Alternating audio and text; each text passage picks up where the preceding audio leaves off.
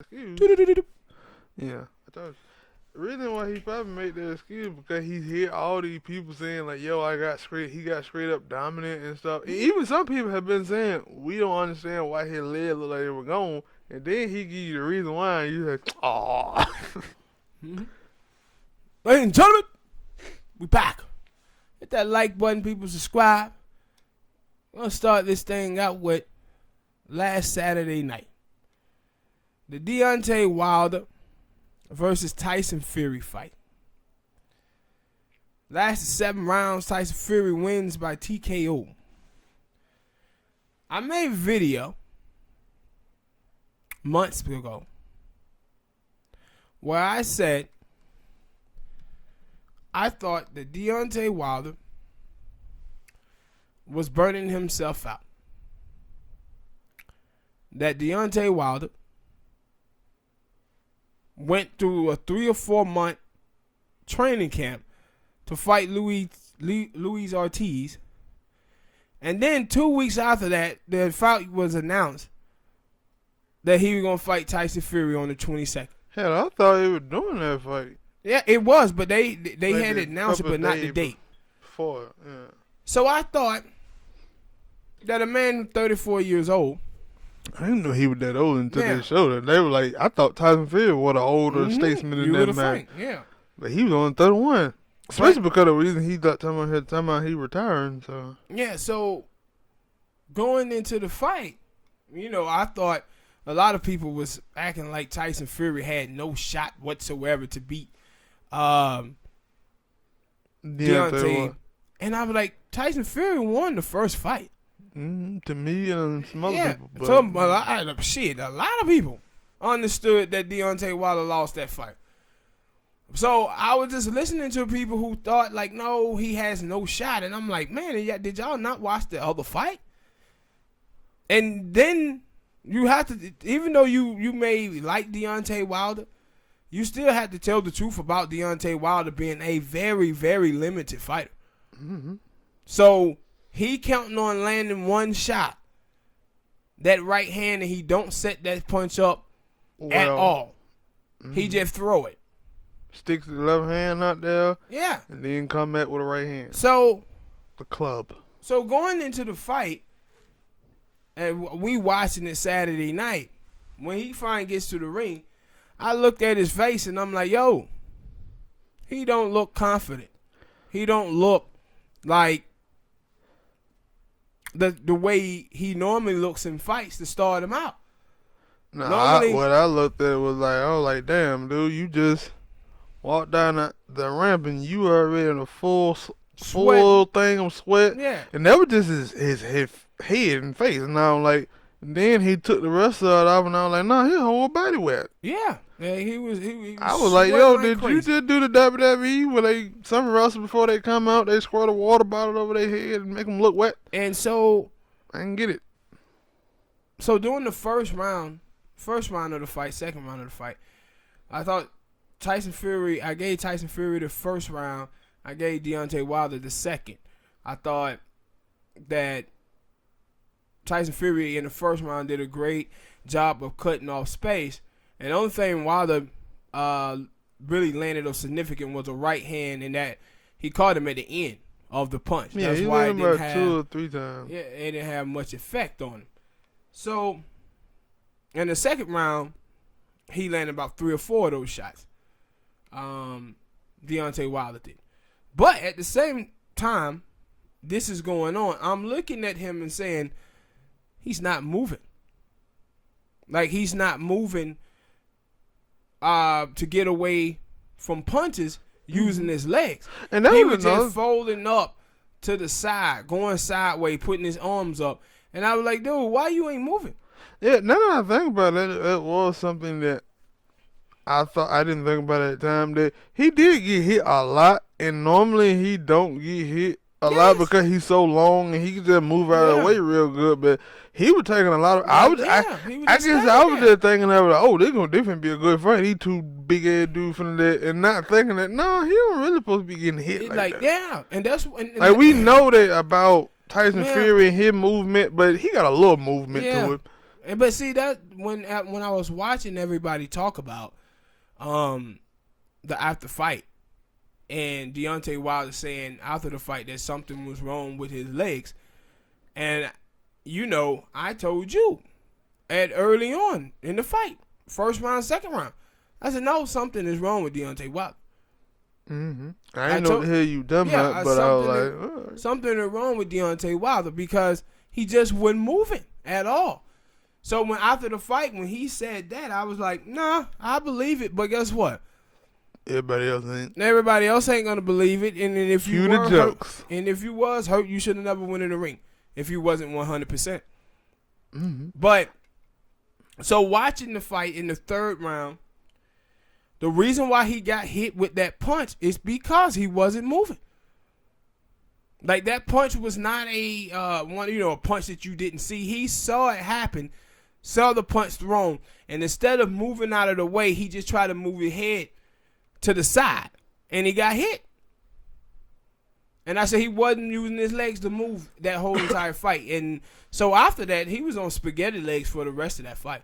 And I had said when I knew that fight was over with was when he got knocked down. And the reason why is because normally with Deontay Wilder, if you hit him with a shot, he tries to come back and throw something significant and catch you.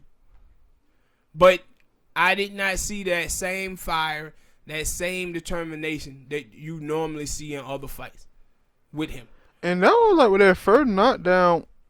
When he got knocked down, he popped up. Like everything he got knocked down, he popped up because so quickly. He wasn't hurt. But the first one, he popped up like, "Hey man, he just pushed me." He thought he got pushed. He was looking like, "Yo man, he pushed me," and I'm like, "Hey, y'all gonna check that and see if he got pushed?" Because that way he was like, "Yo, he pushed me," and I'm like, the reason why he thought he got pushed because if you watch the replay of it, one of his legs slips as he getting hit, and so he goes down.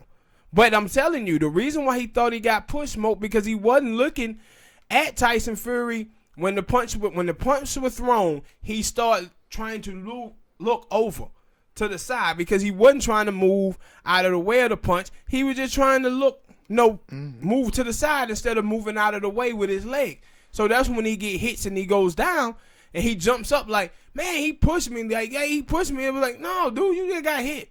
Mm-hmm. No, you got hit. And there was another thing, like, and that's why I was like, yo, like you had said it, like, yo, I hate that after that fight that everybody. This is before he came out with that excuse that everybody was like, yo, he got so dominated, and they were like, yeah. And then when he did come out with the excuse, it gonna make it even worse. Like it make it even worse, but also it like the stoppage. Like so many people like, oh, he was bleeding from the end. He might have a busted eardrum and all of that. And we just said, no, he wasn't hurt. He just didn't have no legs. Right. Yeah, put it right there. I get it. He didn't have no legs.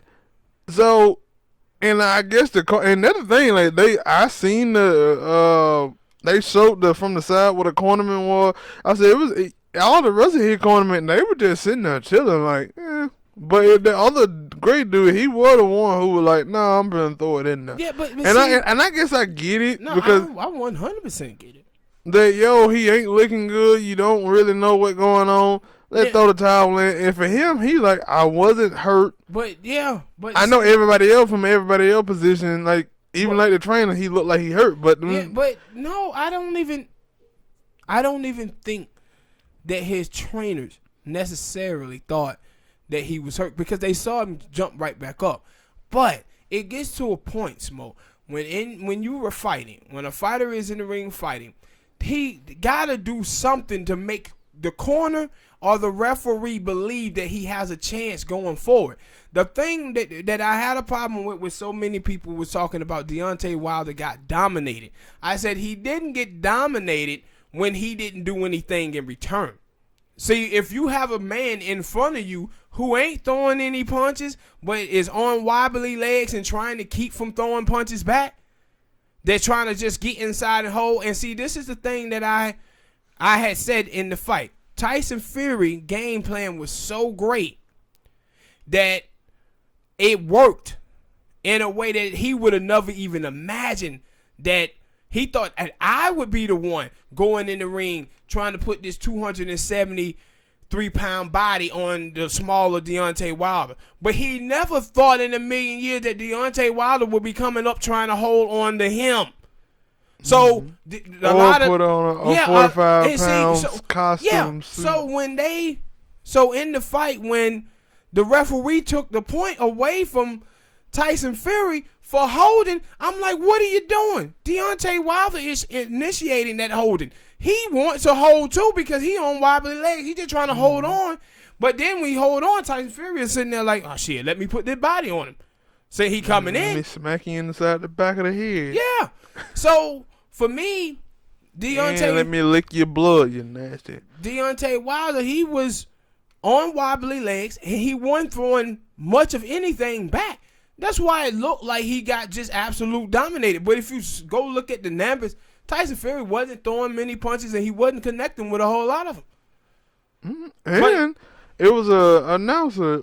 When I was watching it, it was an announcer who was like, yo, Tyson Fury's starting to slow down. And it was going into the 7th round. Like, he's starting to slow down. He's starting to slow in the 5th and the 6th. If Deontay Wilder can weather this storm, he might have a chance. And I was like, but I didn't know that the damn cornerman, because when I saw it, I was like, wait, that was kind of a premature stop it. Because before they even said that the corner had threw the towel in, they were saying that the referee did it, and he did it because Deontay Wilder wasn't throwing no punches. The towel, so if you watch the replay, the towel came into the ring, and that's when the referee stepped in. No, I'm saying, but they were making it seem like before they saw the referee saw that towel, they were making it seem like that the referee had did it, and that he did it because Deontay Wilder wasn't moving, he wasn't throwing no punches. I was like, at that point when he was laying on them rope, that's all he was trying to do was move, and he threw like a couple of punches. Yeah. Like normally when that happens, them fighters don't throw no punches. Yeah. He was moving and he threw a punch, and I was like,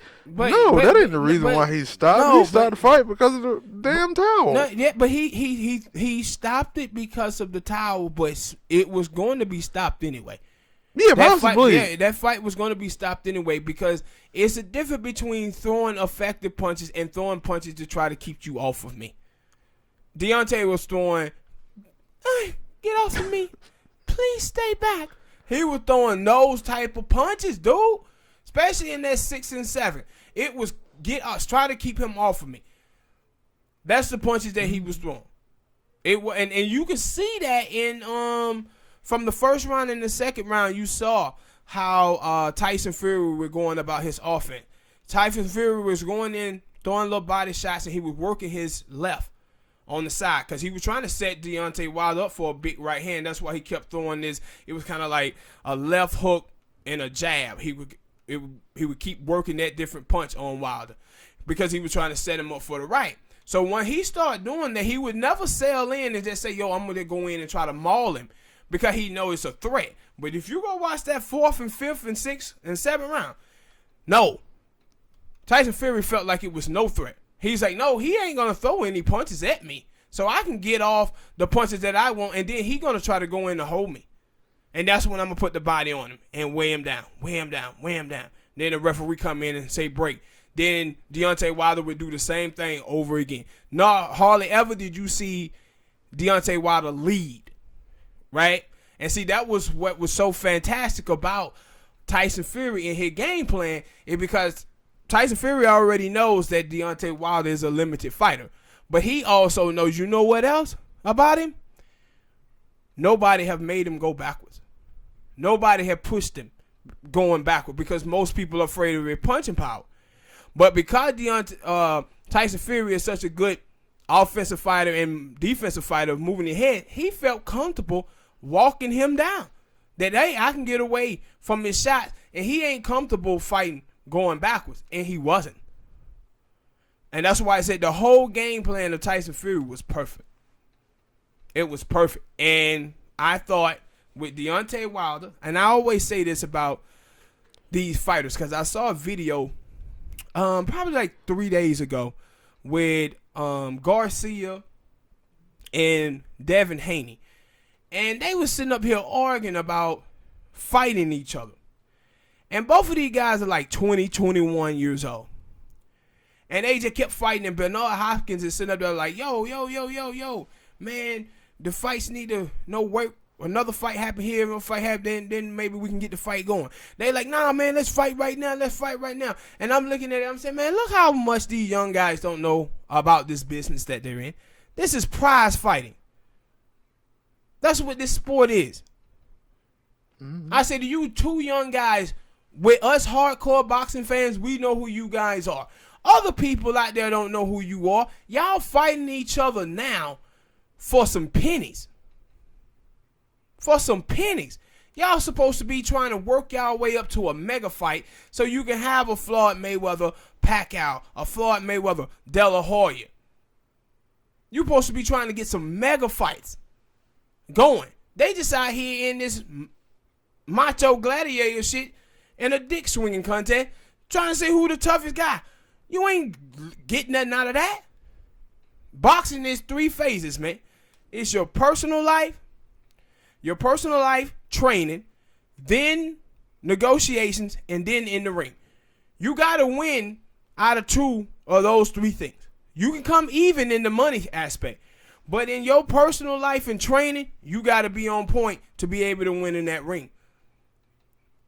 It's just like football. Football is a sport that won in 3 different phases: special team, offense, and defense. But you watch Deontay Wilder talking about all the off the field, outside of the ring stuff he had going on. You're like, you supposed to make sure you got everything going straight with you outside of the ring, bro, before you get in there. Because now ain't no fans want to hear this, even if you're telling the truth. Yeah, the thing. It didn't matter. That's why when he said it, I was like, oh, don't say that. And then in the fight, he was like, yeah, I should just left it at that. Like, and like we said, even if he was telling the truth, like, you never hear boxers or anytime fighters tell the truth after they lose.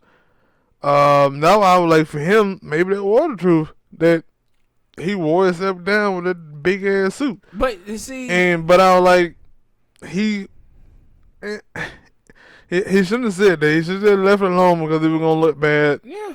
And I'm conflicted on that because most of the time, that's what I say. When a fighter loses, you never hear them come out and tell the truth. They always say, "Oh man, I thought I won the fight. I thought I was winning the fight, and this and that." But all right, the better man won. But in this instance, it may be true that he was already compromised before the fight even started. Yeah, but by his own devices because he's stupid. But you know what? I don't necessarily believe that about the accessories to the ring. It's a reason why fighters fight once a year, bro. There's a reason why. It's the toll that it takes on your body in training camp. This dude tried to have 2 heavyweight fights within 4 months period. Some fighters. November. No, all fighters are like that once they get up to the major level. UFC chick who fought like 12 times in like 1 year, and she won most of all her fights. She only lost 1 in that one fight. But I'm talking about in boxing. You said fighters. Like in boxing, dudes fight once a year. Mostly. Once you get in there and you start fighting for mega dollars and stuff like that, early on in boxing, dudes will fight that many fights. But when they get up in that 30 range, them guys are not going out there fighting 3-4 times a year. And this dude tried to fight 2 times in a matter of months. You know the last person that I had seen do that? Roy Jones Jr. And guess what happened to him? He went up and fought Ruiz, burnt himself down in 2 months to try to get back in there with Antonio Tarver. Antonio Tarver battered the hell out of him because he was tired as hell. Then he had the rematch. Tarver knocked him out in the 2nd round. But he came back and tried to come back in like a month and a half, 2 months against Glenn Johnson. And Glenn Johnson knocked him out again. And Roy Jones was never ever the same again. But when you get up into those advanced ages, for as boxing is concerned, you got to limit yourself, man. You can't be burning yourself down. This is one of the reasons why Bernard Hopkins was able to fight for up into his 50s. Because he limited himself towards the end and stopped training as hard. All right, people. Hit that like button, subscribe.